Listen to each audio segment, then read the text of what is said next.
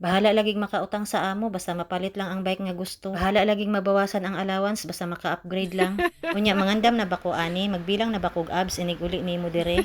Tas kanang feeling good nga nagkanahan pud ka kay mao na iyang naisip. Ay dili lang mangguna pang porma para man pud guna sa iyang health tan-awa nagpayat jud baya siya. O diba bahala lagi sabay ka ma-addict basta dili lang sa chicks. Tas kanang dili gud ka kontento tas naa na puy gi-offer sa imuha nga bag-o. Aw di na gud mabilang kung kapila na siya nagkambyo. Bahala na basta dili lang ako.